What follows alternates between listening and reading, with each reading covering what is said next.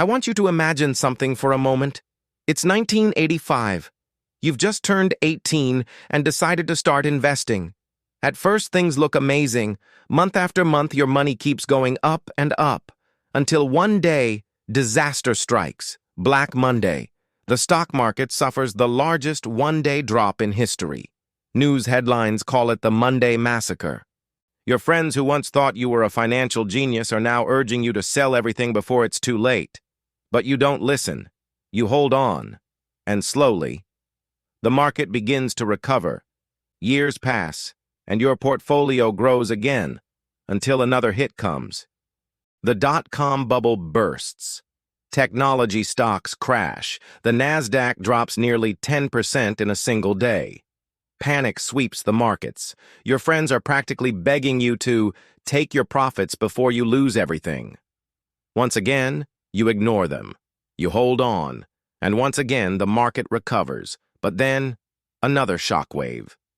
The 2008 financial crisis, one of the most devastating economic events in generations. The global economy contracts by 3%, the worst downturn since the Great Depression. Surely this must be the end for the stock market, right? And yet, as the world reopens, the market roars back, soaring 27% from its low, breaking new records. Decades pass. You've faced crash after crash, crisis after crisis. And through it all, you've done one thing consistently. You stayed invested. Now here's the part I didn't mention. This investor was me. I started investing in 1985 at age 18. Over the years, my portfolio averaged an 11.23% return annually.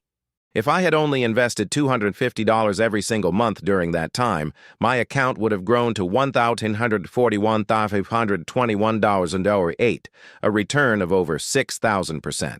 And truthfully, I invested more than that. That's the power of long-term investing. How you can start right now. Most people talk about investing, but few show you exactly how to begin. Let's change that. The first step is to open an investment account, preferably one with tax advantages.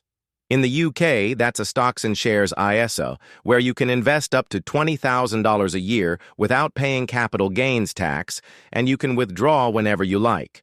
In the US, that's a Roth IRA, where you can contribute $6,500 a year and your investments grow tax-free, though withdrawals happen in retirement. Once you've opened an account, deposit some money, even a small amount. Then focus on building a long-term strategy. Here's the truth.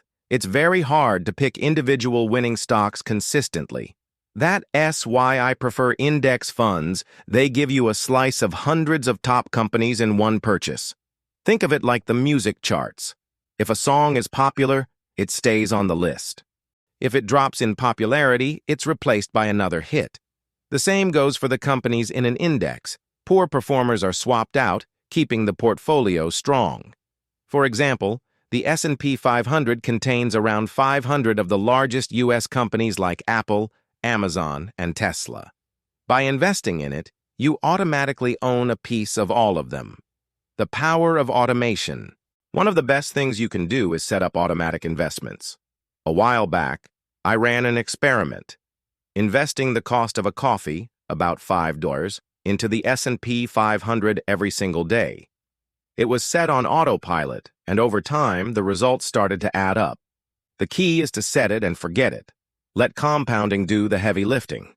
The numbers that change everything.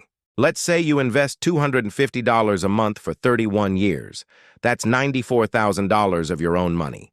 Based on historical averages, your portfolio could grow to around $1.14 million. Stretch that to 40 years, around $3.56 million. And here's the most important part. The earlier you start, the more dramatic the results. Waiting even 10 years to begin could cost you hundreds of thousands, even millions, over a lifetime. What about risk? Of course, the market goes up and down. Crashes will happen. But history shows that if you stay invested in a diversified portfolio and keep contributing regularly, you can weather those storms. I've lived through some of the biggest market crashes in history. And every single time, the market eventually recovered and went on to new highs. The lesson? Start now. Stay consistent. Think long-term. Even small amounts invested regularly can turn into life-changing wealth if you give them enough time to grow.